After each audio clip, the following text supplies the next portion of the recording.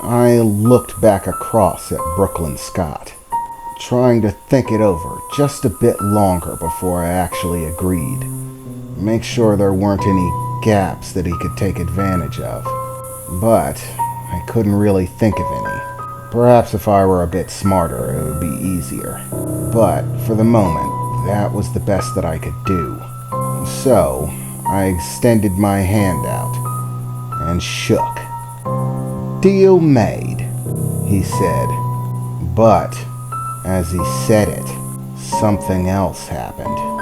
Something that I most definitely wasn't expecting. I found myself completely pulled out of my own body, like I was falling.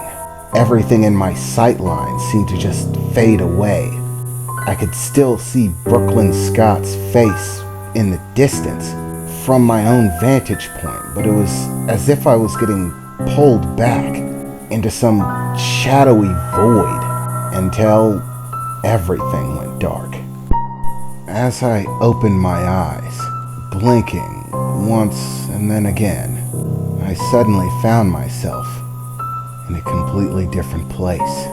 I was there, and there seemed to be smoke and fire. I could feel myself breathing heavily. My body felt heavy, like I was being weighed down. I felt something wet in my hand. I looked down to find my hand pressed against my midsection, right around my abdominals, lifting it for a brief second to find blood, my blood, and plenty of it at that. It seemed to be dripping all over the place, and I was also carrying a sword, an old English-style sword, and I was wearing armor. Freaking armor! What the hell is this? I thought to myself. But then, there was also another set of thoughts. Thoughts that I could feel and sense. Thoughts that were my own, and yet I somehow knew that they weren't my own. Like there was a second consciousness layered on top of mine. One that seemed to be in a completely different state of mind and thought. As I began to notice it and focus on it, their thoughts, feelings, and emotions all became clear. Suddenly I knew what they knew, understood what they understood. I was in England. The year 1426. A small keep held by a group of paladins, protectors against the forces of the darkness that encroached upon the world. This keep is meant to protect, to fight against the monsters that are at the gates. And that's exactly what I'm doing here. Fighting the monsters. Celine. Where is Celine? I thought. Or he thought. To be honest, it was getting hard to tell which was which. His thoughts and mine. As I trotted down the hallway at quick pace, every step making me feel the stabbing pain in my stomach. This wound is pretty bad, but I'm not down yet, I thought to myself as I ran through the hallway. I have to find her. The keep is lost. There are just too many of them. We have to get out.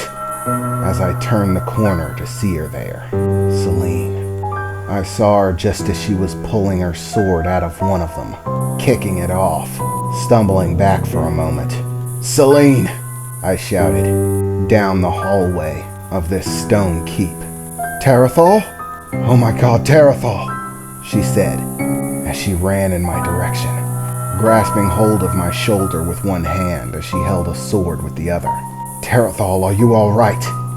"Yes, I'm doing fine, Celine. It's just a scratch. Don't worry about it." "Damn it all. The Illuminati should have given us more troops. There's no way we can hold the keep. Most everyone else is already dead. We have to get out of here, Celine." "But the keep? The keep is lost. But we are not. We can still live. Tell others what have happened. Get them prepared. But we have to get out of here now, Celine." I said, removing my hand from my bleeding sternum for just a moment, as I reached it around, pulling her in close, giving her a kiss on the forehead. "It's all right. We're going to make it out of this," I said. But honestly, I didn't believe it. I just wanted her to feel safe. "You blimey fucking git!" I heard shouted from down the hallway as one of the doors burst open. As it did, two figures came tumbling through. A man with long blonde hair, wearing the same armor that we were wearing, impaling a figure, another man, right through the heart, into the wall behind him.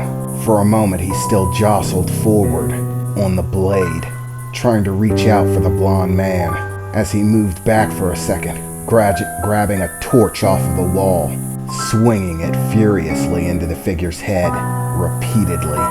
Flames, coal, ash, and blood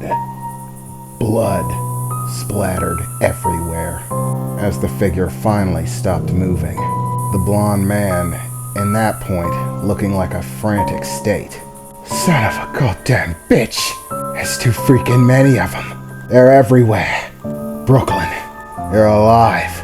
I should have known," I said to the man down the hallway as he looked in my direction, and I saw, once again, a very familiar face. The face of Brooklyn Scott. He looked almost the same age. Maybe a little younger, but not much. Probably only about 5 or 10 years at max. But his hair was long, very long. He rushed over without any hesitation at all. "God damn it, Telethorn. What the hell happened to you?" What am I even asking? I know what happened to you. Same thing that's been happening to everybody the fuck else around here. "Brooklyn, we have to get out of here. Now." "But the keep?" "Don't worry about the keep. Most of everyone else is already dead. It's highly likely that besides us, there are only a few straggling survivors. Their numbers are far too great. This is not a battle we can win. For now, we have to flee the keep. Hope that they'll stay.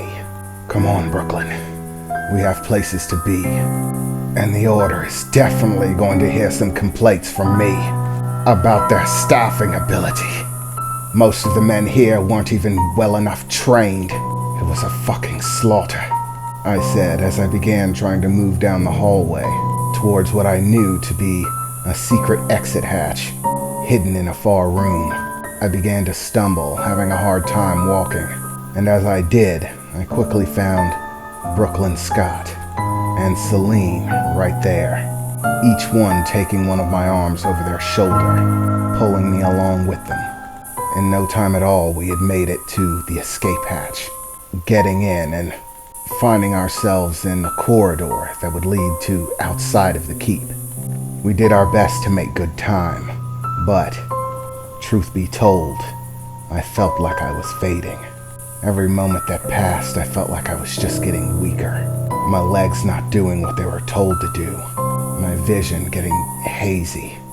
We eventually found our way to the exit to the corridor, a hatch that would lead up into the woods outside of the keep. They had to struggle to pull me along, but finally we made it outside of the hatch, sealing it closed behind us, and starting to run into the woods.